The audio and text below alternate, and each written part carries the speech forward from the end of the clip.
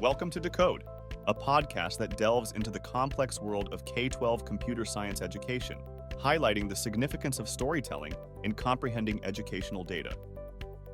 Hi, Mike. Welcome to the podcast. Very nice to see you. Thank you for inviting me. I appreciate it. Yeah, I'm just going to intro myself and intro you. I'm Stanley Buchesky, CEO of PyTop. We use STEM and inquiry-based learning to ignite the spark of passion for learning job skills and to show students the relevance of critical core concepts that they otherwise find boring. And I love being able to say this with you because it's kind of an intro, but as a fellow West Point graduate, with Decode, which is the name of the podcast, we explore both barriers and solutions in technology education. I often compare this with my journey and experience as a West Point cadet when I was forced to unlearn certain things that I thought were true and to relearn other things to help me become a better leader. Decode is an effort to unlearn some biases, seek some truth, and find some solutions so we can provide a great education to all kids. So welcome. I'm so pleased and grateful to spend some time talking through things with you. I guess just a quick intro. Obviously, you're the superintendent of Houston ISD, but really your adult life started at West Point, as did mine. Just can you give us maybe a little bit of background and history on that? Yeah, I'm much older. I'm class of 78. And I'm 95. Yes. I wouldn't say much older, but yeah, you got a couple of years on me. Yeah, it's a class of 78. Really great experience.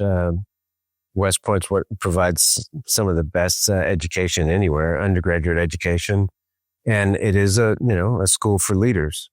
And I learned a lot about leadership at that time and really set the stage for just, in my mind, successful careers after West Point.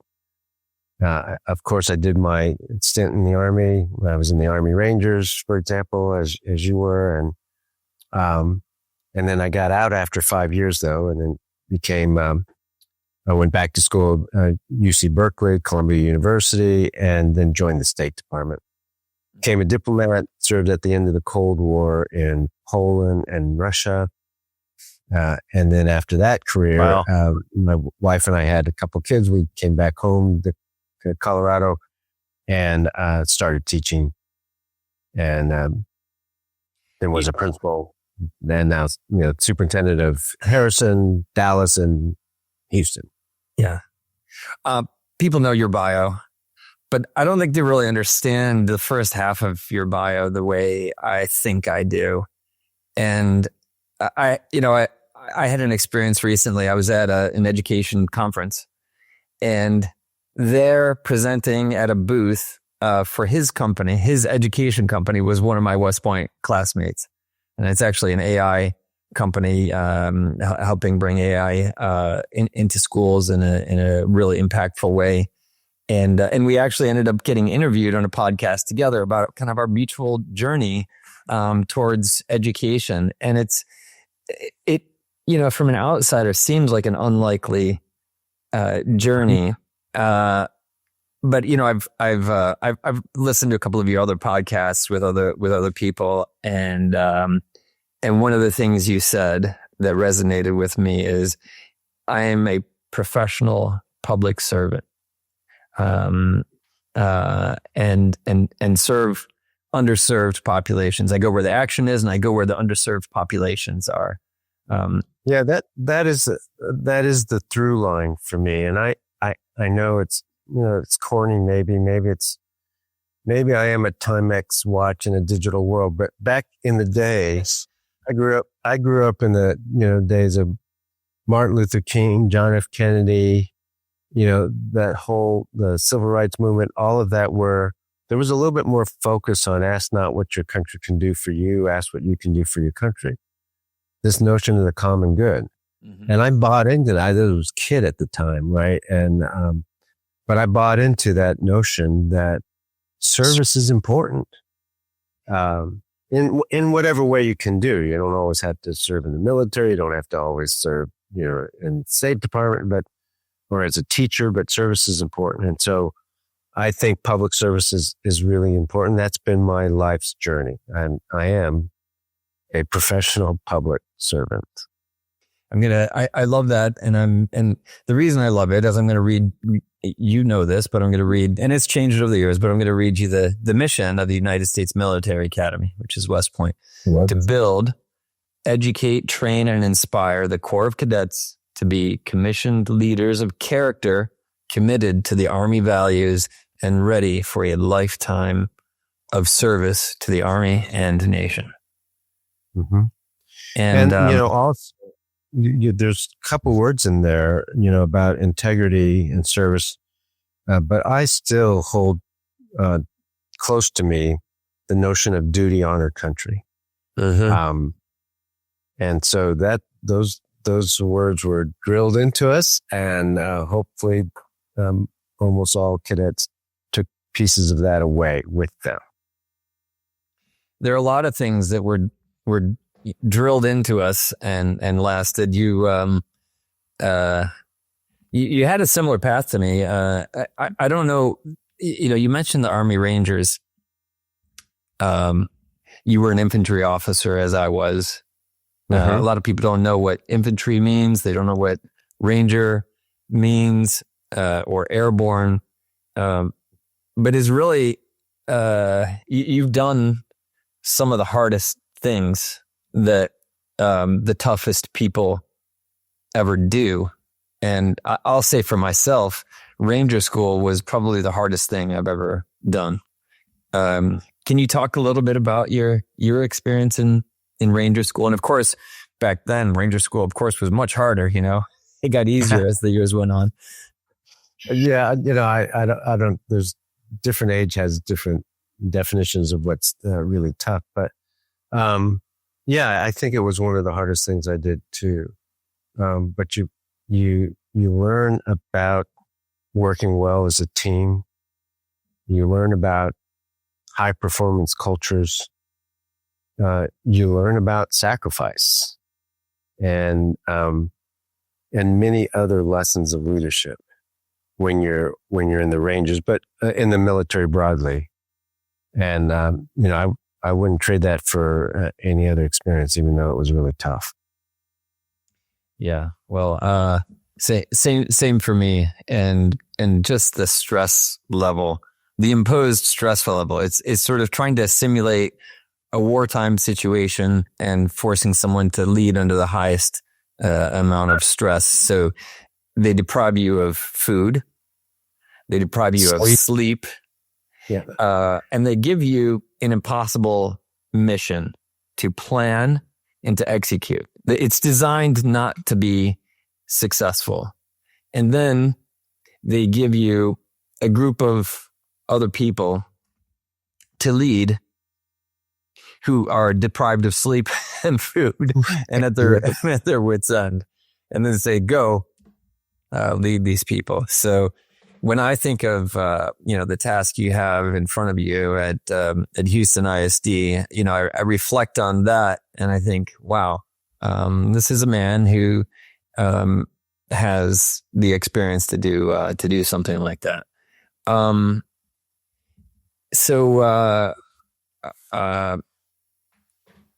There's a lot of data. I guess what I wanted to talk about a little bit is you're just a lightning rod for public criticism. I mean, people have called you all sorts of horrible names. They've accused you of just such evil intentions. And so I know your experience. I hear the things you say. I see the things that you've done. And yet they are saying that your intentions are really the exact opposite of what they are. How I mean, obviously you signed up for this. You knew you had your eyes open going into it, but how do you address that? And is it important to change their minds? And how is that possible? Yeah, that's a great question. Long one. Let me give you the short answer to it, or semi-short answer. Number one, you have to know who you are, and you have to know what you're fighting for, and you try your best to inspire that in a broader public, but mostly you do it with the team that you have. That's the mission, and you have to understand whether or not what the true mission is too, and who you really serve as a leader. And so we serve the kids, and we put them first. And I know what we're doing. I have a saying with my staff, and I end a lot of my larger speeches with this. And should we reach our destination still standing, knowing only in our hearts what it really took, without fanfare or reward, we'll look across the way at one another and say simply, well done.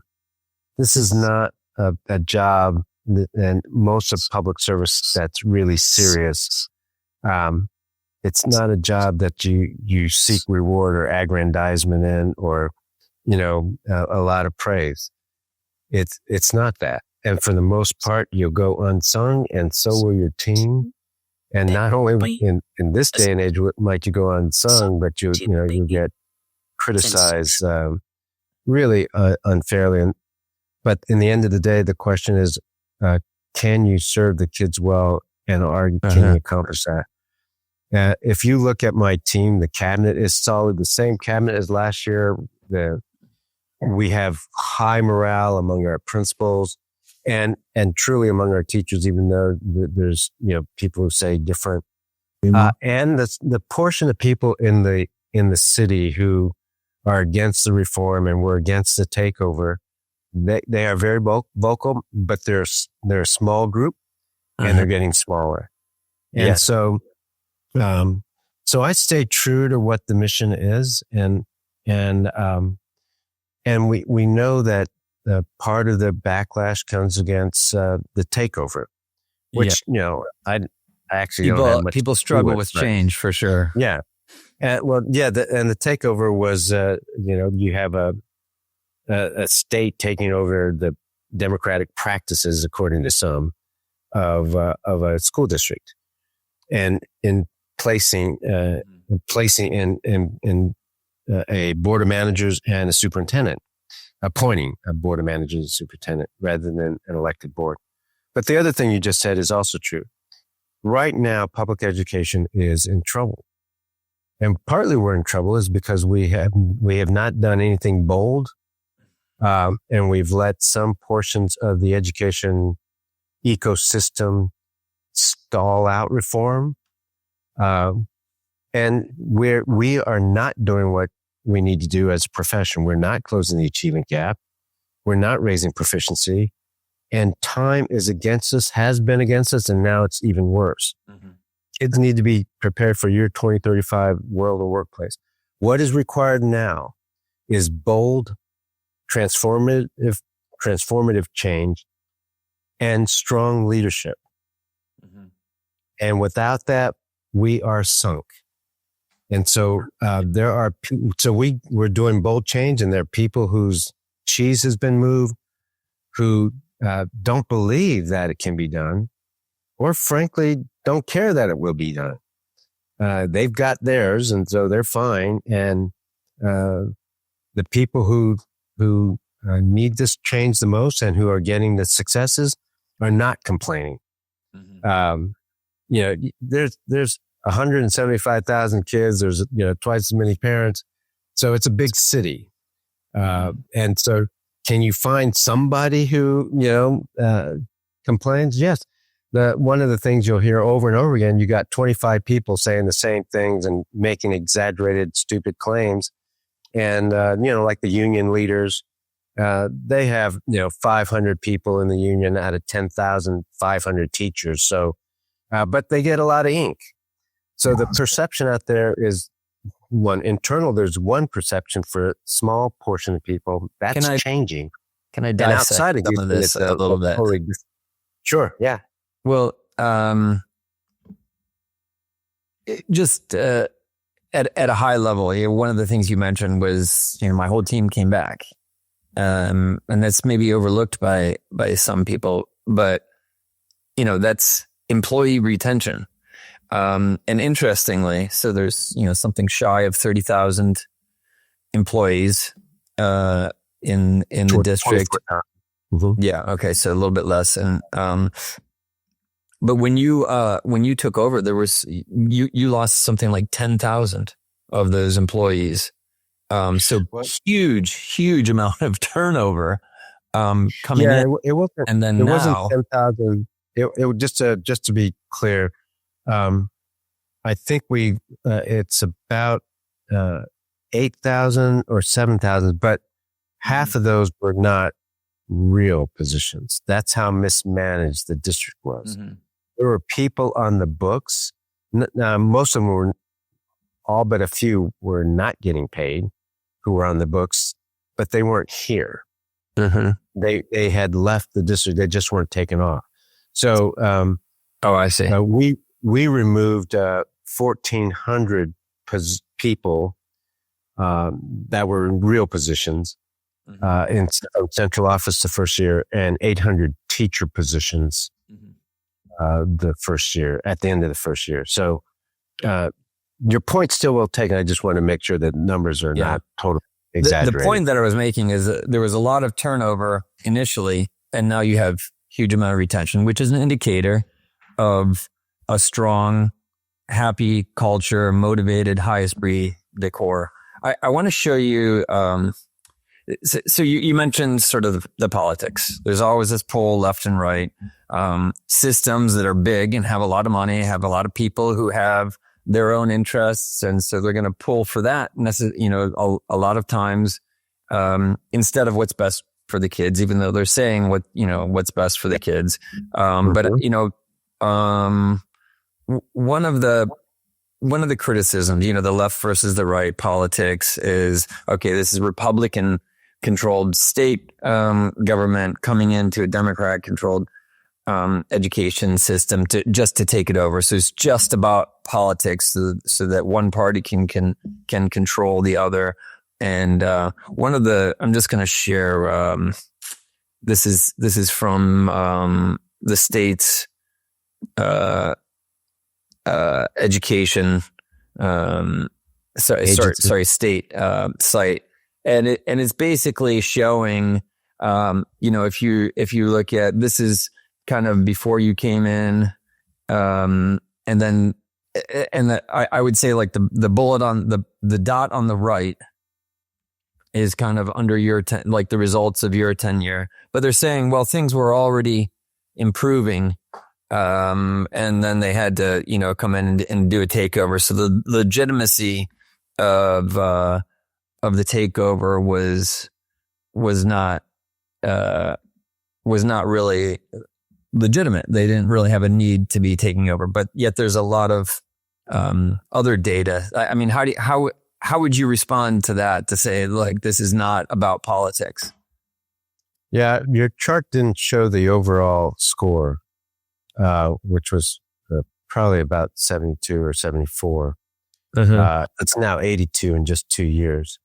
But the overall scores mask some of the differences in a large district. So you could have a school with an A, but the achievement gap within that school is 40 percentage points between Black and white kids, or Hispanic and white kids. So you have to look at the data more holistically. In Houston in 2023, when I got there were 121 D and F campuses. I don't care what anybody says. That's not good. Out of 273. How many schools? 121? Out of 273. there were 56 failing schools. Mhm. Yes, and most of those schools were in underserved areas. And I don't care what anybody says, that's not good. That's a fact. So you can, the naysayers and the people who bet against reform can say whatever they want. But you ask the 56, the thousands of kids who were in those D and F campuses, if they thought they were getting the best education possible, and most of them would say no. In fact, the district had been losing students since 2017, partly because of poor performance. The rise of charter schools is because we weren't doing our job. It's funny.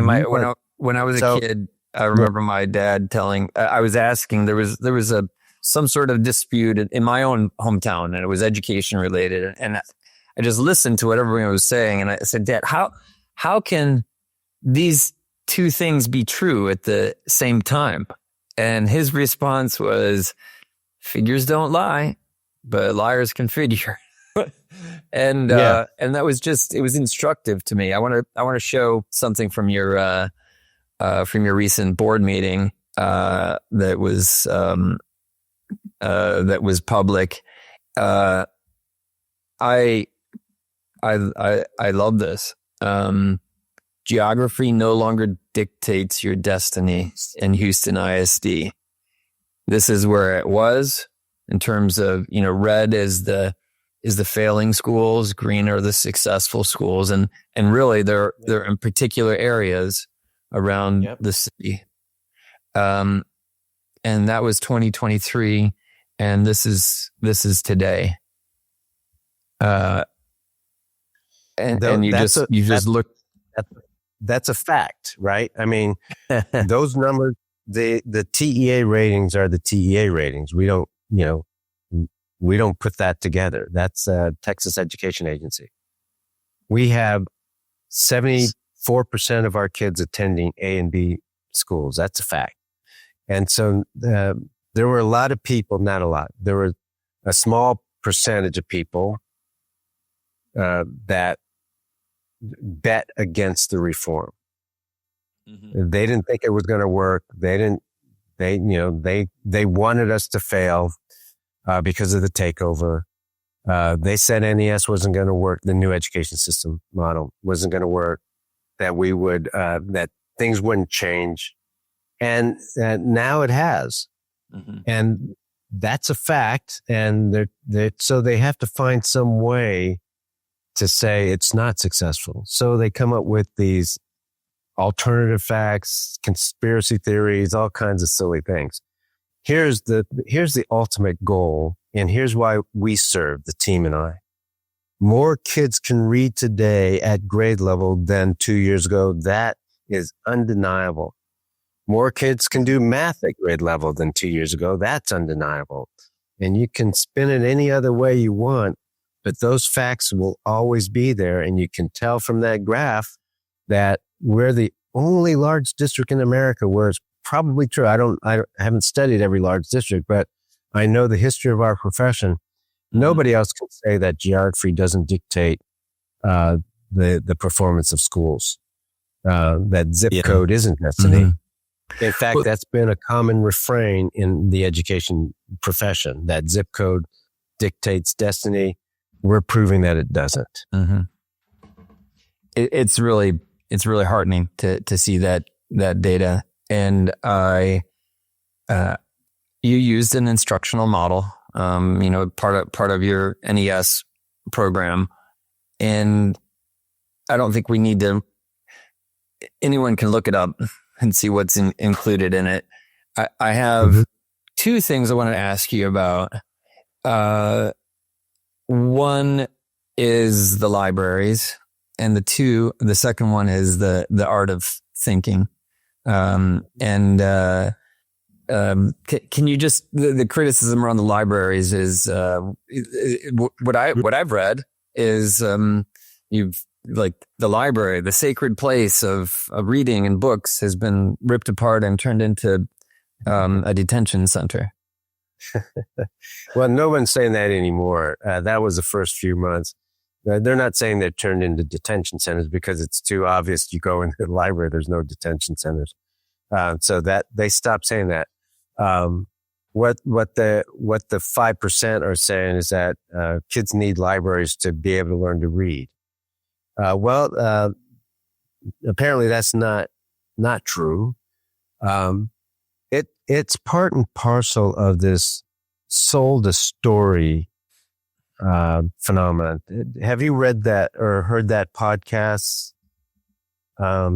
Sold a story. No, I'll definitely. I mean, really, I only listened to the Decode podcast. It's really good. Oh, yeah. Info. Sorry. I'm kidding you. I haven't, but I'll take a look at it for sure.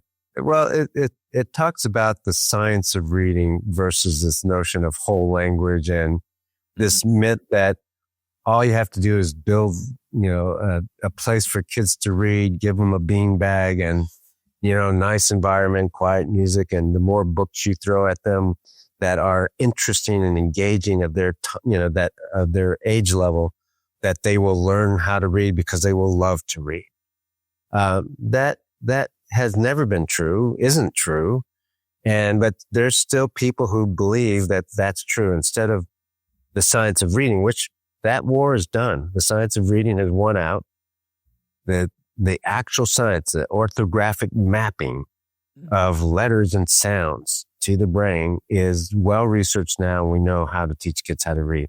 So instead of librarians, which we were not using the libraries anyway, kids were checking out an average of 1.5 books a year.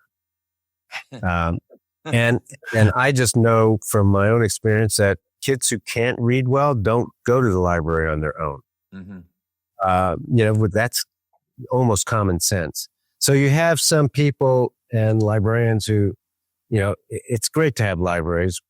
But when you have a whole school system where only 20% of your 8th graders can read at this one middle school, would you rather have a librarian or a science of reading teacher? And that's the choice I make for kids. We put kids first, not the adults first. Kids. And that specific example, now the kids are reading at 55%, reading level. That's still, we're not done. Some people might say that's not great, but it's a whole lot better than 20%. And what did it was science of reading and clear focus instruction in language arts. That's what did it. And so, the library argument, we're going to put the best, we put the rest already. There's the 5% that still bring it up because they don't know what else to say. And then the art of thinking. Before we transition to art of thinking, just one more question on the politics, because you've come into a massive size district, massive budget. There's a lot of money that is there.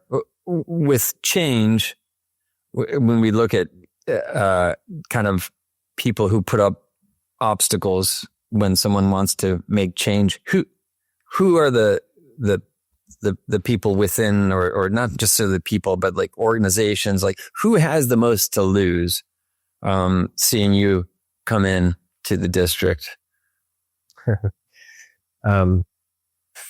So a couple things, because I didn't say this about the politics, because you intimated there's two sides, and Republicans versus Democrat. I can tell you that I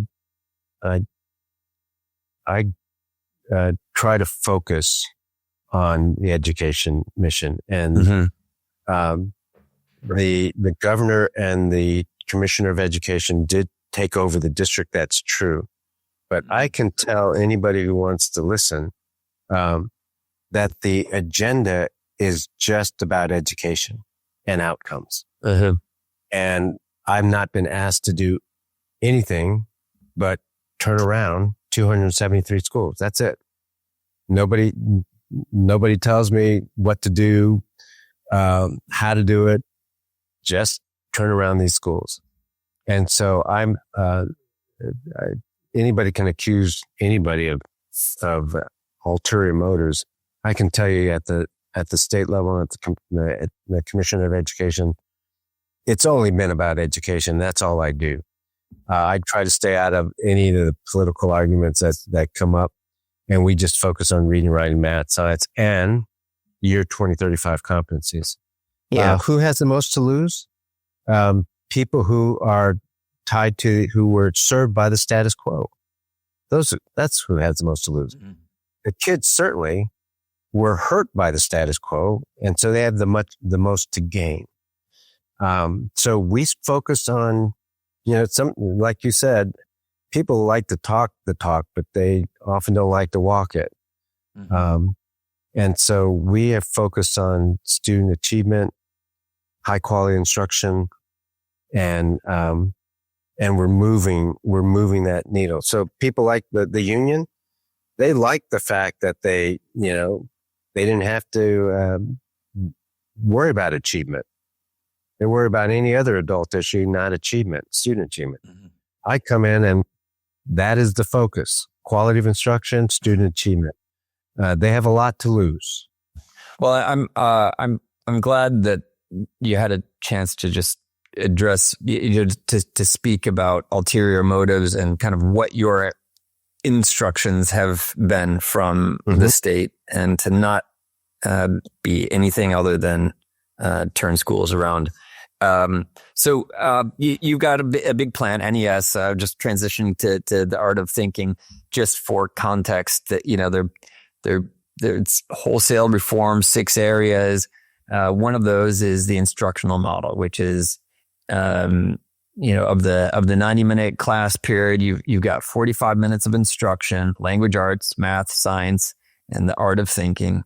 10 minutes to demonstrate learning, and then 35 minutes where you break into groups to give differentiated instruction. So I haven't heard much about this art of thinking, and it makes me think of kind of what we focus on, which is computational thinking, teaching kids how to think rather than having them memorize stuff, which is not at the top of the hiring requirements for any job today is not memorize stuff, as it might have been in the past. So the art of thinking. Yeah. So the classes that the instruction that we provide,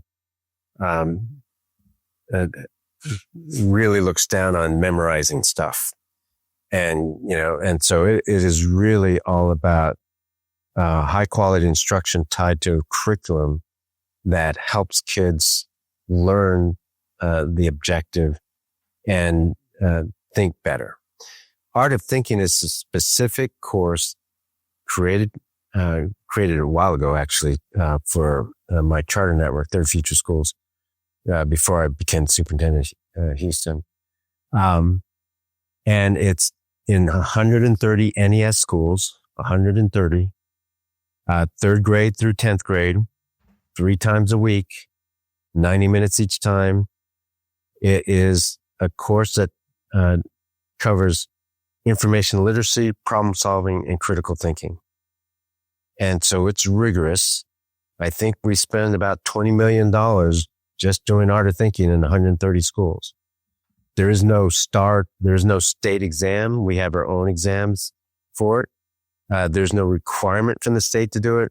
We do it because we believe that in the year 2035 or the year 2030, companies will want these durable skills. And education profession has to move more and more as kids grow from what to learn to how to think. And so there will be a premium. There is and will continue to be, actually will gain steam. There will be a premium on people who can think critically, problem solve, and understand media and information in an information age. So that's a course we put in, and we have a differentiated pay scale in the NES orbit, meaning people get paid variably by the subject they teach. So if you teach language arts, it's the highest, and the art of thinking is tied with that. Mm-hmm. And then math and science, and then social studies, and then the electives. So we value art of thinking, even though there's no state exam. We get no credit for it, Right. but it's the best thing for kids. I love that you're tying that language arts to the art of thinking, and it's such a perfect transition into AI. Yeah. So AI, if you can't do prompt engineering, you're at a disadvantage with AI. And prompt engineering is all about critical thinking and problem solving and asking the right questions. Can't ask the right questions if you can't critically think or have context, or if you have fallacies of logic. And if you can't, thinking, you can't use your language arts ability to actually write and describe what you're logically thinking, right, garbage in, garbage out. Yeah, so I love that that's tied together. Yeah, well, it's tied with math too. I mean, there's a lot of critical thinking that happens in math, and we spend a lot of time. We require a whole bunch of story problems. In fact, on our worksheets or texts in math, our documents in math, at least half the problems have to be story problems. That's our requirement, so that we're not just drilling and killing or computing. We're actually thinking through real world problems. So no drill stamps. Right. So that's a West Point thing, inside joke. Yeah. So with AI, I wanted to ask you, I had a call with someone at TEA, and I actually use a note taker often. It's joins my Zoom meetings, and it's an AI note taker. It's for people who aren't used to that or not, the younger generation, it's really uncomfortable thinking that your conversation's being recorded and all that. But I've gotten used to it. It's incredibly useful for me because half the time I don't remember what I said or what was said. Being able to go to the transcript is incredibly helpful. But I wasn't able to have the note taker in the meeting because at the state level, AI has been banned. And there's been some, I don't fully understand what the situation is, but with schools, districts have been given some autonomy to use it the way they want to use it. There are endless quotes that we can give, the hottest new coding language is the English language, right? Or, is AI going to replace my job? No, but somebody who knows how to use AI will replace you in your job if you failed to learn it. What's the approach you're taking with, like you talk about the gaps, achievement gaps, and learning gaps, and disparities. We looked at internet access, by demographics, widening the gaps, access to AI. If you thought the gap for internet access was massive, and look at, if we don't provide this to our kids, I don't know, how are you guys thinking about AI? Yeah, absolutely. In November 2022, New York Department of Education banned ChatGPT from use. Yes, I recall. And then walked it back pretty quickly. 5 months later, walked it back because you can't stop it, and it's not wise to stop it anyway. So they walked it back pretty quickly.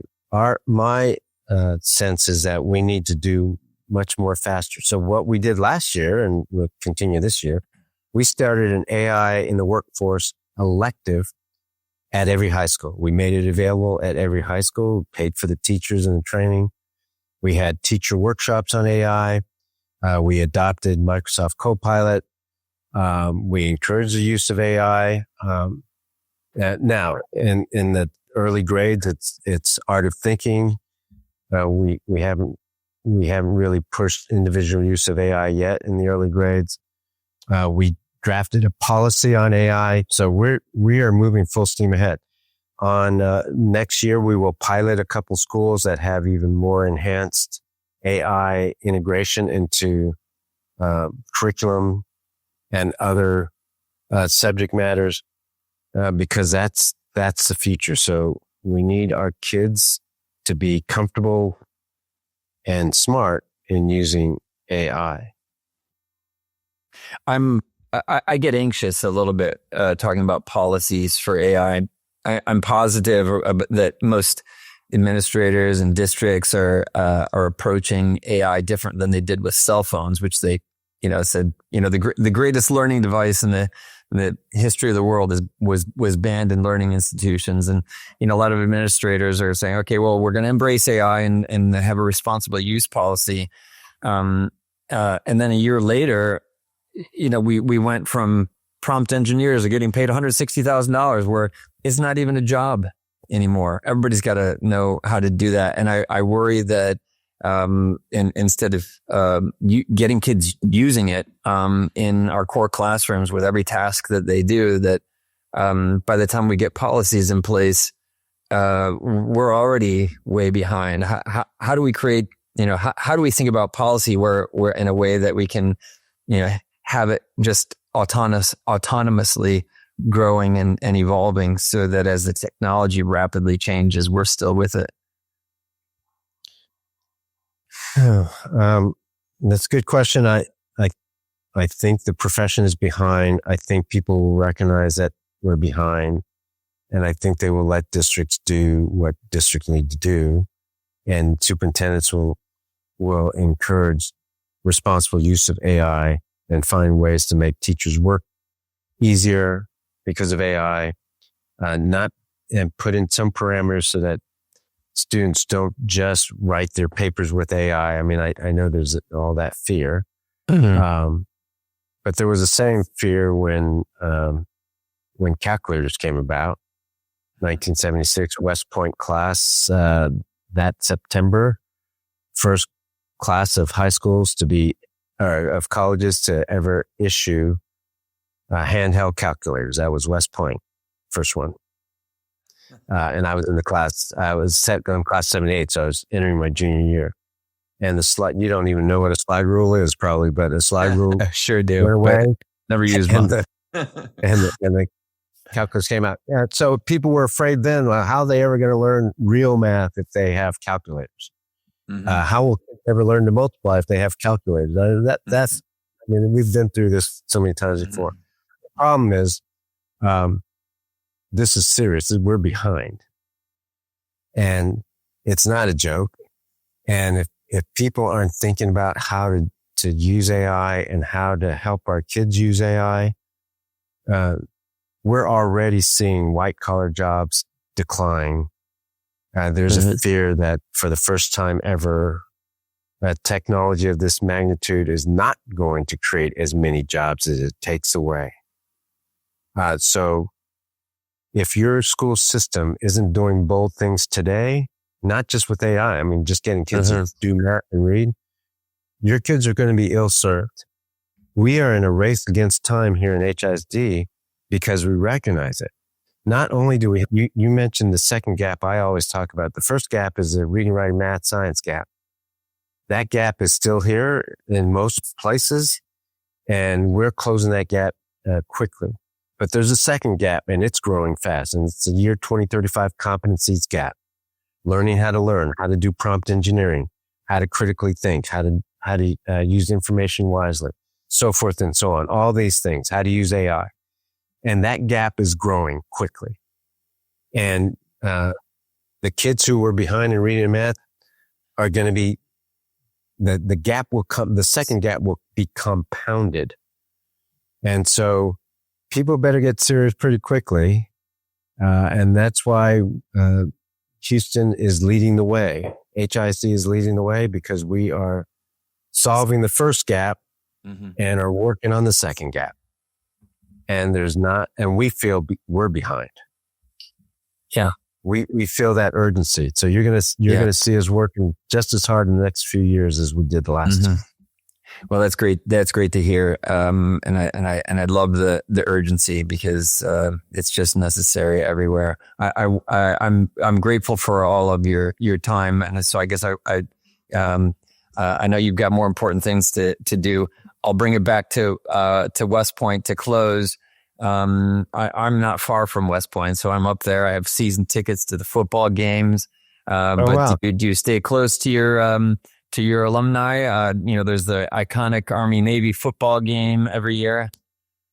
Well, I just a few classmates I'm pretty close with, but other than that, I've been not attending a lot of the reunions or the get-togethers, the tailgate parties. Well, I know you stay fit. I did the West Point Triathlon this past weekend. Wow. And I'm actually, I'm getting married up at West Point at the Cadet Chapel in mid-September. So, well, congratulations. Wow. Thank you very much. Yeah. Yeah, that's great. Well, thank you again for being so generous with your time, and we'll be in touch. Thanks for listening. If you found this conversation valuable, please leave a review on your favorite podcast platform. We will see you next time on Decode.